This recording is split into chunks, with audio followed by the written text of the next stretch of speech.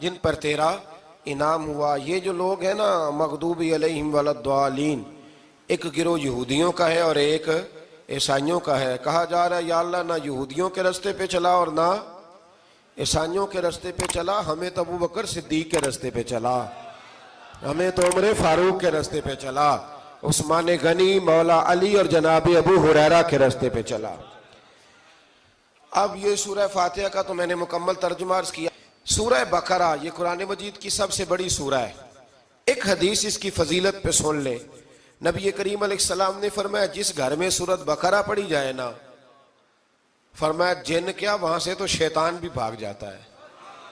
सूरह बकरा घरों में पढ़े, ये सबसे बड़ा तावीज़ है। अगर घर में जिन्नात हो, कोई आसेब हो, और ये वो वाला तावीज़ है जो मदीने वाले रसूल ने अता फरमाया है। ये सबसे बड़ी सूरह है। मुफस्सिरीन फरमाते हैं अगर कोई इस्तदलाल की कुव्वत रखता हो तो एक 100 चीज का अल्लाह ने हुक्म दिया है। बल्कि इमाम आज़म फरमाते हैं 100 थोड़ी है, मेरी नजर से पढ़ो तो 1000 चीजों का हुक्म दिया है, 1000 से मना किया है, और 1000 किस्म की नसीहतें अल्लाह करीम ने सूरह बकरा के अंदर फरमाई। इस सूरह मुबारका का जो पहला रुकू है ना, उसमें जो सबसे पहली आयत है वो है अलिफ लाम मीम। इनको कहते हैं हरूफे मुकत्तियात।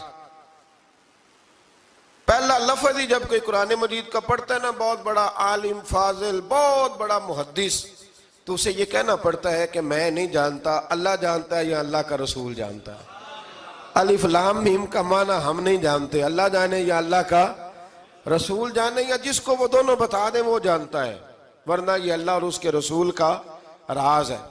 ये आगे इरशाद फरमाया ज़ालिकल किताबु ला रैब फीह, ये वो अजीम किताब है जिसमें शक की कोई गुंजाइश नहीं है। हुदल लिल मुत्तकीन, ये हिदायत है परहेजगारों के लिए। सवाल ये होता था कि या अल्लाह जो मुत्तकी परहेजगार हैं वो तो पहले ही हिदायत पे हैं, तो कुरान भी अगर उन्हें ही हिदायत देगा तो फिर जो गुनहगार हैं उनकी हिदायत कहाँ है। तो इस आया मुकद्दसा का माना मुफस्सिरीन ने यह बयान फरमाया कि मतलब इसका यह है कि कुरान हिदायत देता सबको है, लेकिन इससे हिदायत हासिल मुत्तकी लोग करते हैं।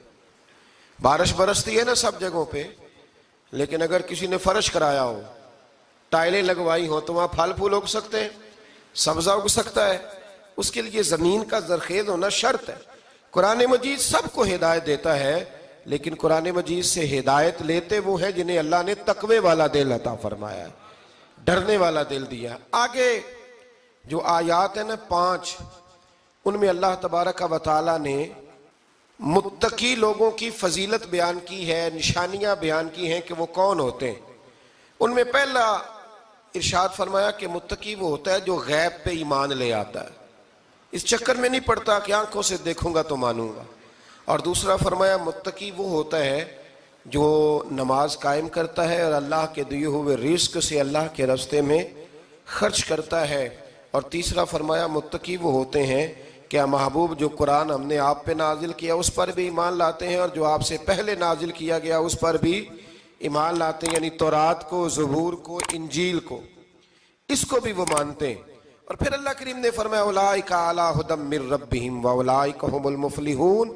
ये जो लोग हैं ना गैब पर ईमान लाने वाले, नमाज पढ़ने वाले, ज़कात देने वाले, पिछली किताबों को भी मानने वाले, नबियों को भी मानने वाले और रसूल पाक पर ईमान लाने वाले, फरमाया ये वो लोग हैं जो अल्लाह की तरफ से हिदायत पर हैं, और ये वो लोग हैं जो दुनिया में भी कामयाब हो जाएंगे और आखिरत में भी कामयाब हो जाएंगे। फिर आगे ना अल्लाह तबारक व तआला ने कुफार का जिक्र फरमाया है 3 आयात के अंदर। मोमिन के बाद दूसरा दर्जा किसका है जिक्र में?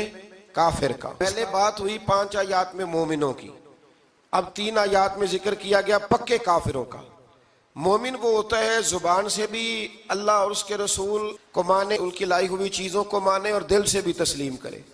और काफिर वो होता है कि जो ना जुबान से मानता है और ना ही दिल से तस्लीम करता है। फिर अल्लाह तबारक व तआला ने 13 आयात के अंदर, 3 आयतों में काफिरों का जिक्र किया और 13 आयात के अंदर फिर मुनाफिकीन का जिक्र फरमाया है। मुनाफिक किसको कहते हैं? मुनाफिक उसको कहते हैं जो जुबान से तो दावे ऊंचे ऊंचे करता है ईमान के, लेकिन उसके दिल में ईमान मौजूद नहीं होता। आप हैरान होंगे, यहीं पे बात को जरा गौर से समझें कि मोमिनों का जिक्र 5 आयात में और कुफार का 3 आयात में, पक्के कुफार का। और मुनाफिकीन के लिए अल्लाह ने अगले ही रुकू में 13 आयात बयान फरमाई। 13।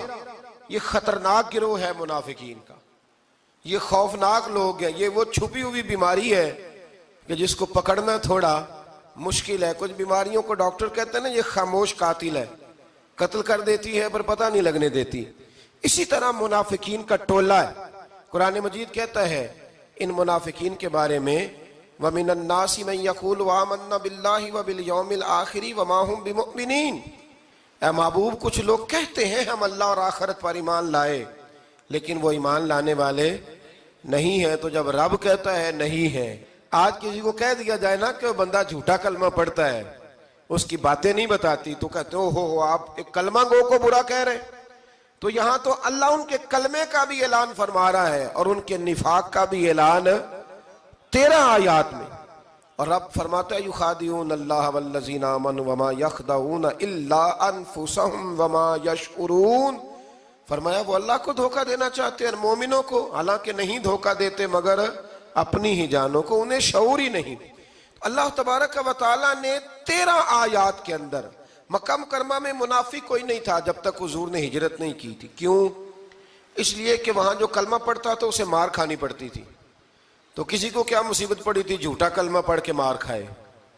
मदीने में जब इस्लामी हुकूमत कायम हो गई ना, तो कुछ लोगों ने इस्लामी हुकूमत से फायदा लेने के लिए झूठे मूठे कलमे पढ़ लिए, अंदर कुफर रखते थे, ऊपर से इजहारे इस्लाम करते थे। तो रब फरमाता है कि इनका ये ईमान काबिल कबूल नहीं है। तो या अल्लाह फिर किसका ईमान काबिल कबूल है? तो अल्लाह करीम ने फरमाया वाइदा कीला लहुम आमिनू कमा आमन अन्नास, जब इनसे कहा जाता है ना उस तरह ईमान लाओ जिस तरह दूसरे लोग लाए, यानी अबू बकर सिद्दीक की तरह ईमान लाओ, उमर फारूक की तरह ईमान लाओ, उस्मान गनी की तरह, मौला अली की तरह, बिलाल हबशी की तरह। तो क्या जवाब देते हैं? कालू अनुमिनु कमा आमन सुफहा, क्या इस तरह ईमान लाए जिस तरह ये बेवकूफ ईमान लाए? अला इन्नहुम हुमुस सुफहा, अल्लाह फरमाता है खबरदार बेशक वही बेवकूफ है, वलाकिन ला यअलमून, लेकिन उन्हें इसका इल्म नहीं है। वो कहा करते थे कि ये तो बेवकूफ है माज़अल्लाह। अबू बकर सिद्दीक ने सारा ही माल दे दिया नबी पाक को, उमर फारूक ने आधा दे दिया, मौला अली ने सारा कुछ हुजूर के नाम कर दिया, उस्मान जो कमाते मेहनत के साथ वो सारा वहां जाके पेश कर देते हैं, तो बेवकूफी है। आज भी कुछ लोग कहते हैं कलमा पढ़ना चाहिए सीधा सीधा। ये क्या बात हो गई कि अब बंदा मसीतड़ी हो जाए? कारोबार भी तो करना है ना, नमाज रोजा भी तो बेवकूफी है। अल्लाह जवाब देता है, फरमाया आला इन्नहुम हुमुस सुफहा, खबरदार बेवकूफ तो तुम हो कि मेरे महबूब की शरीयत का, दीन का, रूहानियत का सूरज चमक रहा और तुमने फैज ही कोई नहीं हासिल किया। तो मेरे भाइयों, सहाबा का ईमान वो ईमान है, अहले बैत नबुव्वत का वो ईमान है कि अल्लाह को ईमान भी वो वाला पसंद है जो हुजूर के गुलामों जैसा ईमान हो। अल्लाह तबारक व तआला ने मुनाफिकीन का जिक्र फरमाया, तो फिर अल्लाह करीम ने फरमाया ये तो वो बेवकूफ लोग हैं उस आदमी की तरह जो आग जब पूरी जला लेता है ना, रोशनी फैल जाती है तो फिर अल्लाह उसका नूर ले जाता है। इन्होंने भी चलाकियां करके थोड़ा सा माहौल बनाया था, तो अल्लाह ने इनके सारे पर्दे खोल दिए। इनके पास कुछ बाकी बचा, इनके पर्दे खोल गए। रसूल करीम अलैहिस्सलाम की बारगाह में ना एक दिन इन मुनाफिकीन ने शरारत कर दी। मुनाफिकीन ने शरारत क्या की?